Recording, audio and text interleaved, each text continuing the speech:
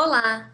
Hoje a gente resolveu se reunir, nós três, para falar um pouco sobre a profissão de conservador-restaurador a partir das nossas diferentes visões.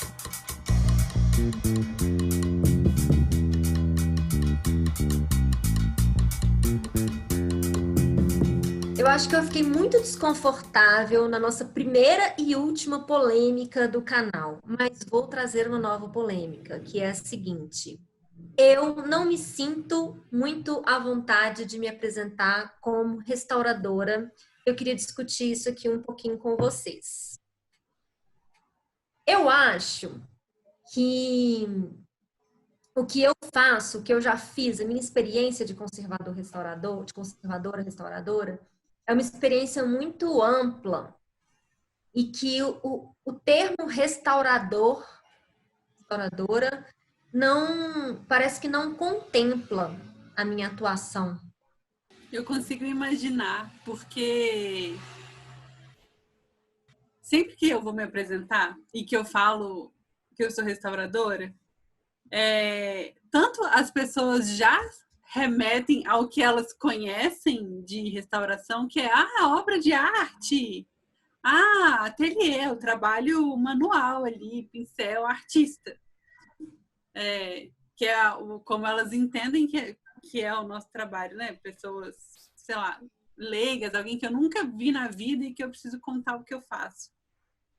E aí elas não têm ideia de todo o trabalho do restaurador e que o ateliê, o trabalhinho de restauração lá é uma bolinha, é um pedacinho de todo o trabalho, do conhecimento, do olhar que a gente tem que ter. E quando a gente não atua no ateliê, fica muito mais abstrato também explicar o que é, né? E a restauração remete diretamente ao trabalho do ateliê. Não é preservação, conservação, que é muito mais amplo. Mas eu acho que até conservação, na verdade, eu fiquei pensando muito sobre isso quando a gente levantou a pauta dessa conversa, porque eu acho que a palavra conservação em si, ela já tem um significado, né? E a palavra restauração também tem um significado, assim, no dicionário mesmo. E tanto os dois significados das duas palavras não remetem exatamente ou não remetem na abrangência toda do profissional conservador restaurador. Fica muito estrito ao conceito da palavra em si, conservação. E eu acho que conservação também tem o lance da conservação predial, por exemplo, né? Que é usado e aí acaba se confundindo bastante. Mas no termo, assim, acho que de patrimônio, a profissão do restaurador é muito mais difundida também do que a do restaurador, né? Eu me identifico com a Carol nesse sentido de não conseguir muito me apresentar como conservadora e restauradora, até o que a Aline disse da questão do ateliê, do trabalho da obra de arte. O meu trabalho muitas vezes não englobar só esse nicho, se é uma visão ampla ou diferente, né? Não é só questão de amplitude da visão, é de ter outro foco. Eu fiquei pensando também esses dias, gente, porque eu escutei uma pessoa dizendo a respeito do triste destino das coleções arqueológicas ou das coleções em gerais, que é o incêndio. E isso me incomodou demais, no sentido de que um incêndio numa instituição cultural pode ser tudo, menos um destino. E eu acho que pensar dessa forma é, no mínimo, desconsiderar ou não conhecer nada sobre a profissão de conservador-restaurador. E aí, quando eu penso na atuação que a gente tem dentro de uma instituição museológica, porque então também tem várias escalas de atuação, né? A escala num objeto, a escala numa coleção ou uma escala num conjunto de coleções e edifícios, como é uma gestão pública, por exemplo, né? Mas dentro da escala, então, de um museu, por exemplo, de uma instituição cultural, o conservador está ali o tempo inteiro fazendo gerenciamento de risco, elegendo prioridades, implementando ações, captando projetos, formando recursos humanos, tudo assim para para que não aconteçam sinistros que são previsíveis, que são identificáveis em diagnóstico, né? Que não são de forma alguma destinos de nada, né? O incêndio ele pode acontecer por aquilo que o Wagner falou, né? Entender o investimento em proteção como um gasto e não como um investimento. Pode acontecer porque geralmente a prioridade dos museus é a exposição para a visibilidade da instituição. Pode acontecer por negligência, pode acontecer por falta de investimento. Destino é demais, né? E aí eu fiquei pensando, às vezes, pensar no conservador restaurador como uma pessoa que estaria assim, que não teria contribuído efetivamente para evitar um incêndio. E não é bem assim, né? A gente teria, nós, conservadores restauradores, poderíamos contribuir para essa gestão de riscos, né? E o restauro, como atuação, a gente não discute também a importância, não é? Mas a conservação, chegar no estado de restauro é algo que a gente também não pode desejar, né? E daí também tem que valorizar todo esse trabalho de prevenção, né? E também dar mais protagonismo para essa etapa anterior. Eu acho que é isso. O que a gente estuda, a conservação, todo o conhecimento que envolve o objeto, que envolve o bem, vai muito além da restauração. A restauração é a última etapa pela qual o objeto precisa passar.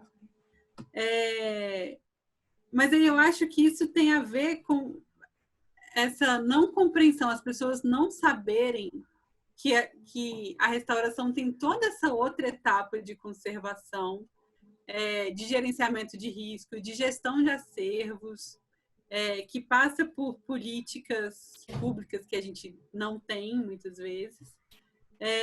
As pessoas não sabem que existe a nossa profissão, sabe? E quando escuta falar da nossa profissão, já remete a esse, sei lá, trabalho antigo do restaurador, que é o da casa de antiguidades, né?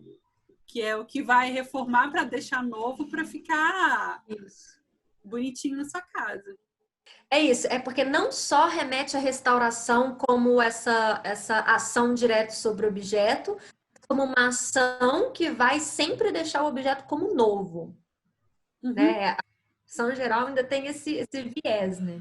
Não, e tem outra coisa, porque a conservação ainda tem que ir além do restauro depois, porque finalizado o restauro ainda precisa se preservar aquilo de novo para se manter aquilo da forma que a intervenção foi feita, enfim, para aquilo ser ainda mais duradouro. Então, é engraçado como a gente muitas vezes fala muito mais do restauro do que conservação, como a conservação está muito mais presente que o restauro. Quando você falou do depois, eu achei que você fosse falar, inclusive, na verdade, da educação patrimonial, que também entra o papel do conservador como essa pessoa que vai encontrar um caminho onde a preservação não impeça a divulgação, não impeça o usufruto do bem pela comunidade, né? Eu acho que eu enxergo o conservador restaurador também como um mediador, uma pessoa que vai proporcionar que o uso aconteça da maneira mais cuidadosa possível, que o bem se danifique o mínimo possível e não que impeça o bem de ser utilizado, divulgado, usufruído pela comunidade, entendeu? Mas esse lugar também, né, dentro da exposição ou do uso, né, dependendo do bem que a gente estiver falando. Sem o engessamento, né? Sem, de repente, fechar aquela estrutura, aquele objeto para novos usos, visões, enfim, apropriações, né? Inclusive, isso é uma coisa que eu penso muito no sentido de por que a gente preserva, né? Para quem a gente preserva, e que, em última instância, né? Se você estivesse lá na linha de fogo, e aí, você fala assim, esse objeto só vai ter uma decisão na sua vida, Aline, Marcela. Esse objeto aqui, ó, ou o público vai usar ele agora, ou ele vai ser perdido para sempre, entendeu? Tipo assim, é um paradoxo, como que eu falo? Entendeu? Um dilema, vocês têm que escolher. Ele vai ser utilizado ou ele vai ser guardado nesse momento? O que você é assim, a minha situação hipotética é assim, é o último dia do universo. O último dia do universo, entendeu? Você tem ali aquele trem, para você pode ser um edifício, tá? Mas poderia ser tipo assim, como se ele fosse o último docinho da festa ali, o brigadeiro, entendeu? E você, conservadora, restauradora, tem que escolher nesse momento exato se ele vai ficar ou se ele vai ser utilizado, entendeu? Qual que é a sua escolha? Ele vai ser utilizado. Hã? Também. Passa na mão de todo mundo. Passa na mão de todo mundo, claro. Claro. Mas é porque eu fico vendo muitas vezes o apego ao objeto, a materialidade, ela ficar mais alta do que a subjetividade, a transmissão dos valores que justificam aquele bem ser reconhecido como um patrimônio, entendeu? É um apego tão grande às coisas que se esquecem das pessoas, entendeu? E eu acho que o papel também do conservador restaurador saber fazer essa leitura, assim, né? Assim, essa escolha da trincheira, escolher as pessoas, entendeu? Eu consigo entender porque a matéria, no fim, é o que sobra para contar a história, não é? Mas enfim, a profissão está aí justamente para isso, para resgatar essas outras coisas, né? A profissão e as pessoas envolvidas, enfim, outras áreas de conhecimento para resgatar essas coisas.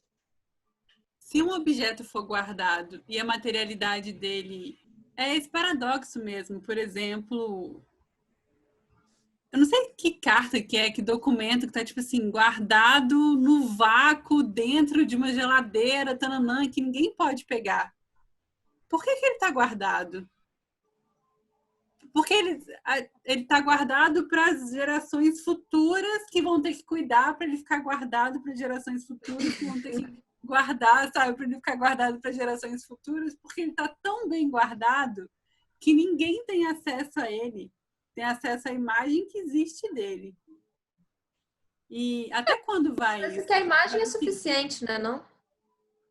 dependendo, não. Mas assim, se esse é um documento, provavelmente desse documento aí já tem todas sei lá, as características já foram escaneadas, viradas de cabeça para baixo, enfim. Só se o pesquisador quiser tiver uma pergunta muito específica que ninguém fez antes, que ele vai precisar ter acesso ao documento para pegar a resposta. Mas, no geral, as pessoas não precisam que os documentos estejam guardados a 7 chaves, no vácuo, etc., para elas não darem acesso. Elas precisam entender que a única coisa que importa é a materialidade e não a vivência do pesquisador. Não é botar o livro no meio do shopping e pedir para 300 pessoas passarem a mão por hora, com flash de luz, etc. Mas a gente precisa ensinar as pessoas a fazer esse equilíbrio entre o como preservar e o para quem preservar. Porque eu já ouvi vários casos de pessoas que não têm acesso aos documentos porque eles precisam ser preservados. Então, nesse caso, para que o documento está sendo guardado, então, se ele não pode ser acessado? Se não tem outra forma de acessá-lo? E isso não tem, assim, às vezes a gente chega no arquivinho, arquivos diversos, de qualquer lugar, cidade, instituição, que muitas vezes quem está trabalhando lá é alguém que não era da área e foi trabalhar lá por X ou por Y, porque precisava de alguém, essa pessoa estava querendo trocar de área, e ela parou lá antes de ter o conhecimento para lidar com aquilo. E aí a melhor opção é guardar. E aí... Enfim, acho que a gente tem um problema, que eu não sei se é só do Brasil e tal, de falta de conhecimento mesmo sobre... Não sobre a nossa profissão, sobre memória, sobre preservação, sobre identidade, sobre o que aquilo que está sendo guardado significa. para aquela cidade, para aquele, sei lá, qualquer grupo. E acaba que isso implica diretamente no que a gente faz e como a gente é visto, sabe? Porque é uma coisa que veio de antes, de formas como as pessoas lidavam com os acervos antes de existir a ciência da conservação. Mas que permanece, que a gente está só, tipo assim, começando a entrar nesse espaço, sabe? Sim, mas eu acho também que, tipo assim, que as pessoas, velho, elas não têm que saber sobre memórias, sobre identidade, elas estão lá vivendo a vida delas de boa, deitada na rede, entendeu? Não, de boa não, porque a vida é dura, né? Então, assim, elas correm mesmo, entendeu? E aí eu acho que também é papel do conservador restaurador não só fazer o restauro, não só fazer toda a conservação, não só dar manutenção, não só documentar, não só fazer gestão de risco, educação patrimonial, fazer essa mediação, mas também pensar nesse diálogo com as pessoas e estabelecer essa troca, né? Que a comunicação é uma troca, para que também não seja uma coisa vertical, né? Tipo assim, ame este objeto ou deixe-o, né? Mas para falar, e aí, velho, você tá aí curtindo sua vida, me conta mais sobre isso, o que é importante para você, sabe? Tipo assim, porque a gente precisa reavaliar também o que a gente está chamando de patrimônio, né? Para ver o que o povo hoje em dia acha que é um patrimônio e ver o que a gente já considera um patrimônio, o que isso ainda tem a ver com as pessoas, como que as pessoas podem se beneficiar mesmo na vida com esses valores que a gente acha tão importantes, entendeu? Então, que eu acho também curioso, porque questão de educação patrimonial, por exemplo, que a Carol estava falando sobre o que é importante para a gente, o que a gente se relaciona, e na verdade acontece a educação patrimonial normal que a gente tem é um pouco inversa, não é? A gente conhece primeiro coisas não são apresentadas coisas de importância mundial, de importância para o Estado, para o país, e depois a gente tem que chegar e reconhecer o que é importante para a gente, que está mais próximo da gente. Ou, enfim, isso é uma percepção próxima, se não tiver educação patrimonial, que leve a chegar nesse conhecimento. E eu acho que é um pouco difícil essa inversão, não é inversão de valores, mas sair dessa escala, que é você entende que é importante alguma coisa que, na verdade, você consegue até entender qual que é o significado, mas que você ainda não tem muita relação, proximidade. E depois não dá muito valor para aquilo que tem do lado da sua casa, por exemplo, que parecer muito pequeno, sem valor, sem significância. Sim. Sim, e eu não sei, mas eu sinto às vezes que uma parte do lugar do conservador restaurador é participar desse momento ativo, sabe? De participar desse momento anterior. Porque, por exemplo, a definição de Brand é essa: a restauração começa no momento metodológico de reconhecimento da obra de arte tal. Então, o restaurador ele tem esse papel ativo do reconhecimento da obra de arte como tal. E ali começa, né? Quando você reconhece um objeto, ali começa e dali, a partir dos valores que você identificou ali, de por que você reconheceu aquele objeto, é essa justificativa que vai te orientar em todas as ações com aquele bem. E eu acho que então nosso papel está ali também, e a gente assume uma responsabilidade ativa sobre as nossas vidas, né? E as vidas das pessoas também. A gente parar de ser muito, né? A gente deixa as coisas acontecerem, vai indo, sabe? Vai fazendo, acho que... Mas está aí a importância também da comunicação, da conversa, de conhecer os lugares. Imagina, o que é às vezes muito claro aos seus olhos, não é o da outra pessoa, né? Enfim, valores também são diferentes. Não, e eu dou tanto valor para isso da comunicação, dessa troca, que às vezes eu me sinto também um pouco marginalizada na área, assim, também, porque é como se eu estivesse dando muita importância para a questão subjetiva e ela não tivesse tanto lugar assim, mas eu acho que ela é a base, entendeu? E esse diálogo Mas é o que é rico, né? É o que é rico na vida, né, gente? O que eu estava querendo dizer aquela hora era justamente que as pessoas não entendem. Assim, tô falando muito no geral, né? Tô falando mais dos outros do que da gente mesmo.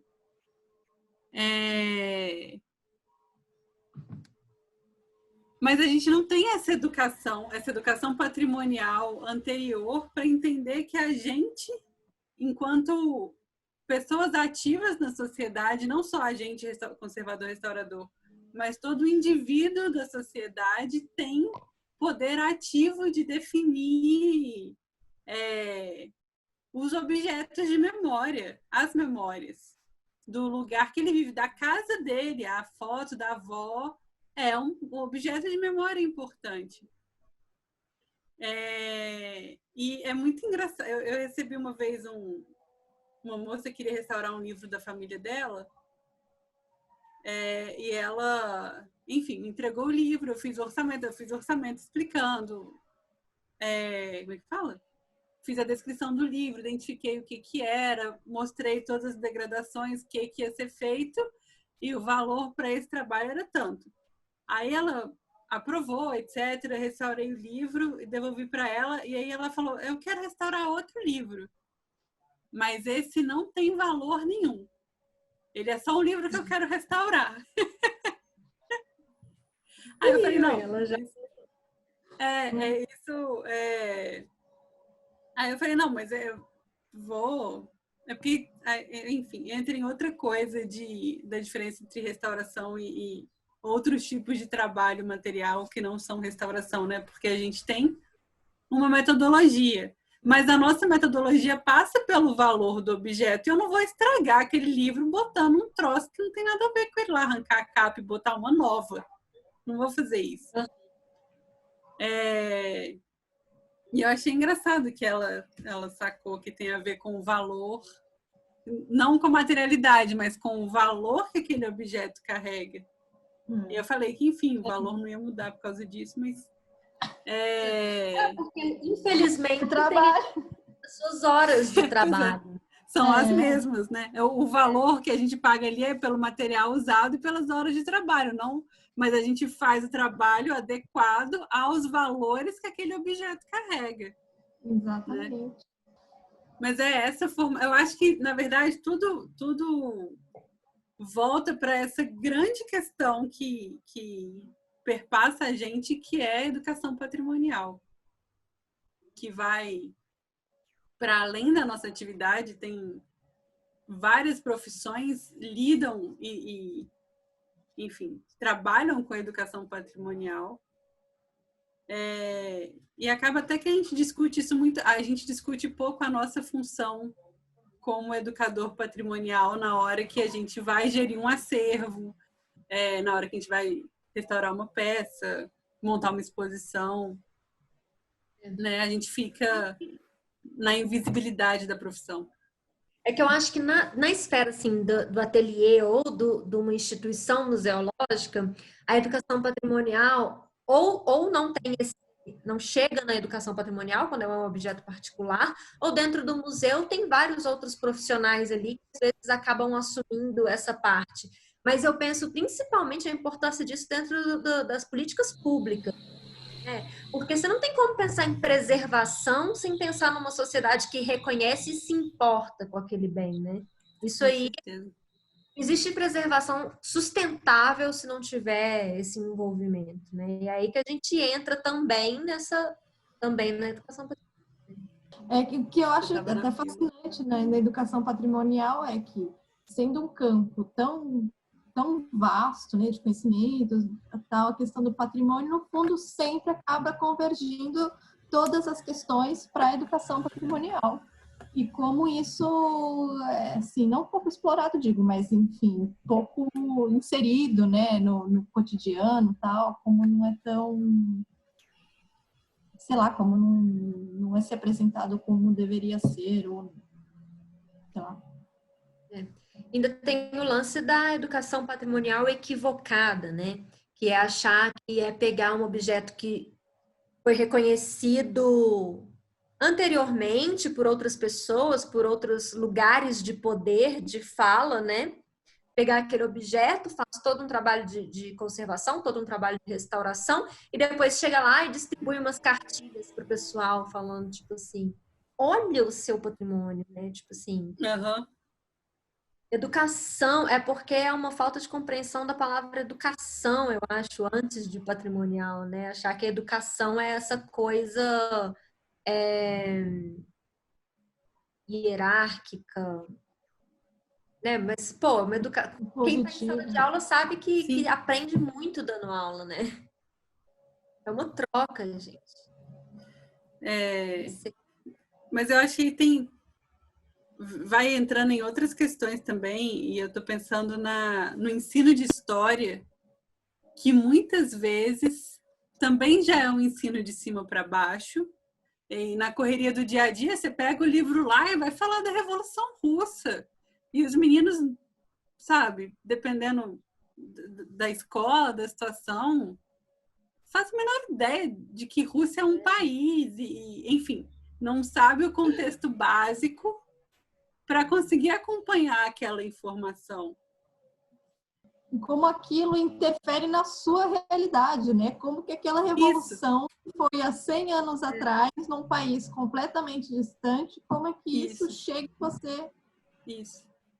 Por outro lado, o que eu fiquei pensando foi justamente isso. Se existe uma necessidade de que as pessoas conheçam a nossa profissão, se existe uma necessidade que as pessoas enxerguem a importância do conservador restaurador numa instituição museológica, numa instituição pública, enfim, em todas as esferas que a gente comentou de atuação, a gente precisa de ter uma união nessa luta, né, para esse reconhecimento, porque é um reconhecimento tanto na prática das pessoas abrirem vagas para contratar esses profissionais, né, quanto uma questão política da nossa profissão ser reconhecida, né? E quando a gente pensa nessa união, a gente precisa pensar que a gente tem que ter um nome, né? Tipo, eu tenho que falar, eu não vou reconhecer a profissão de gestor, entendeu?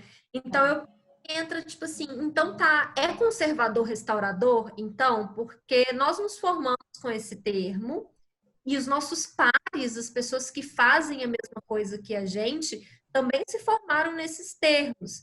Então assim, às vezes a gente fica eu fico, né, conflituosa porque eu sei que o senso comum não incorpora o que eu faço, mas é importante mais que a gente consiga expandir a visão do termo do que a gente deixe de usá-lo, porque a gente precisa que a nossa área seja reconhecida, né? A gente precisa do reconhecimento da profissão. Então, assim, por isso que é tão importante trabalhos de divulgação e de conversa e de diálogo e de troca entre todo mundo que se importa com o patrimônio, igual a gente está propondo aqui no canal, entendeu? Porque eu acho que quando todo mundo que se preocupa com uma coisa em comum se une, aí a gente se fortalece, né? E aí Mas também mostrar para quem tem interesse no tema também as várias possibilidades que existem, não é? Isso. Sim. Às vezes achar que é um nicho pequeno. Eu, por exemplo, por experiência própria, quando eu fui para o restauro, para a faculdade para graduação, eu tinha, acho que, uma ideia romantizada mesmo do que era a profissão. E eu fui por uma direção completamente diferente.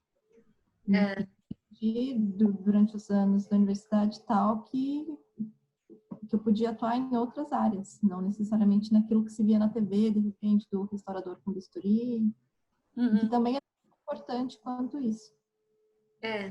Mas é isso, é uma área que cabe tanto a pessoa que é mais habilidosa, que tem interesse mesmo por essa intervenção direto no objeto, quanto uma pessoa que tem uma mentalidade completamente de exato, né, às vezes da química. Não, é uma área completamente interdisciplinar e que cabe pensamento de todas as áreas e, sei lá, relacionados a vários tipos de objeto, inclusive o patrimônio imaterial também.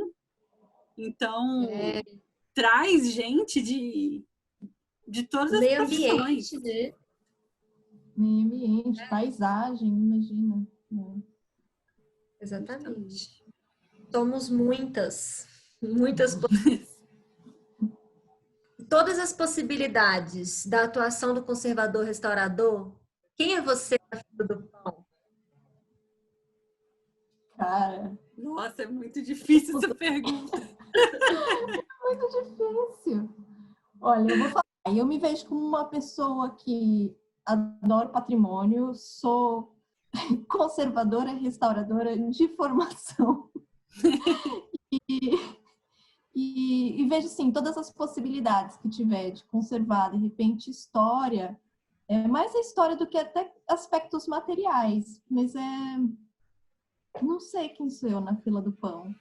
É alguém que luta pela salvaguarda, mas de repente, não sei, não da forma mais óbvia, de repente, pela pesquisa, de repente, divulgação do que é um patrimônio, divulgação do que são lugares, de como os lugares foram construídos, a história de lugares. Acho que é assim. E arquitetura? Então, acho que é isso. De repente, na divulgação e conhecimento, estudo, enfim, é por pesquisa, não é? Enfim, não é muito na intervenção, talvez mais na pesquisa. Não sei. Estou me descobrindo. Estou me descobrindo. Nossa, mas eu acho que... Eu sou muito conservadora, assim, em aspectos de intervenção. Eu acho que a gente tem que respeitar as necessidades atuais também. Então, isso pode ser polêmico, mas...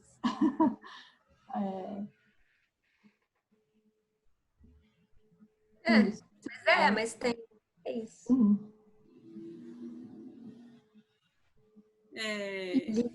Quem é na fila do pão? Então, quando a gente entra no curso, a gente tem um olhar muito, muito pequeno, né, do que é a nossa profissão. E aí, quando a gente sai com esse olhar ampliado, é muito difícil responder como é que fala? De forma sucinta quem é você na fila do pão da conservação e restauração. Eu sei dizer de quem eu estou na fila do pão, sabe? É uma boa resposta. Quais são as minhas demandas e o meu trabalho, o que da restauração, da conservação e restauração, o meu trabalho atual me demanda.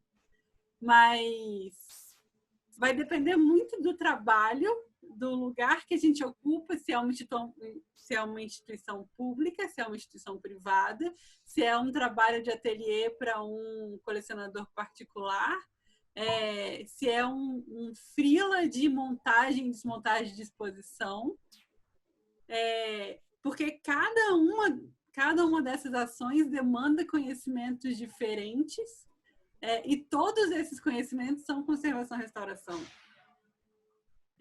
Então, atualmente eu trabalho mais na restauração, no ateliê, mas eu não deixo de pensar nenhum dia no trabalho, nos procedimentos de conservação que foram feitos antes, nos procedimentos de conservação que vão ser feitos depois, porque eles estão completamente ligados ao trabalho que eu estou fazendo agora. Enfim, não respondi, mas respondi. Respondi respondendo. É isso. Isso não resolve o nosso problema. Não, porque são muitos. A fila do pão é longa.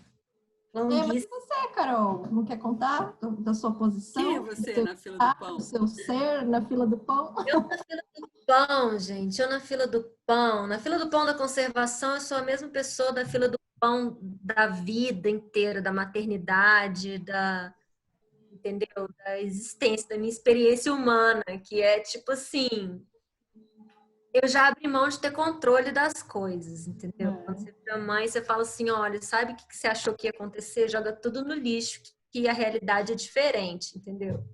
Eu tô na fila do pão, assim, observando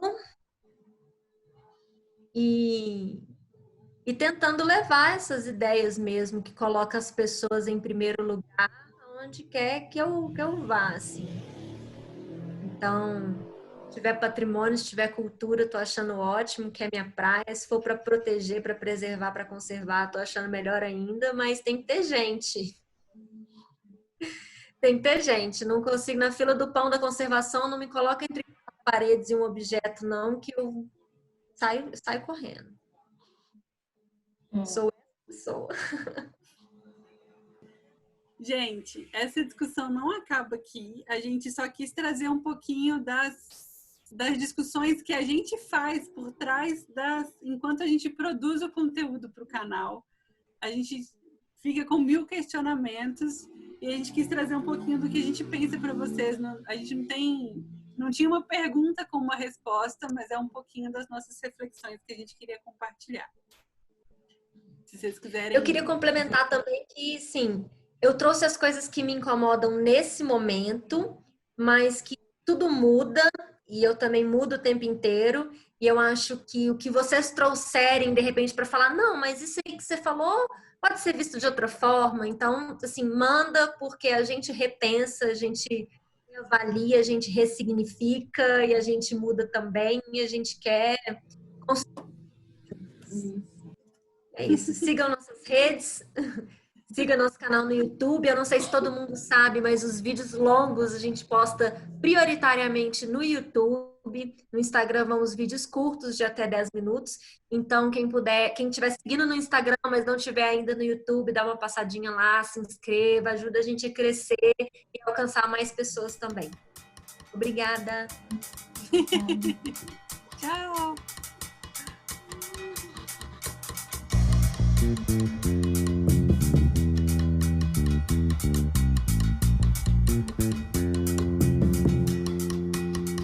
Para começar, eu vou falar uma bomba.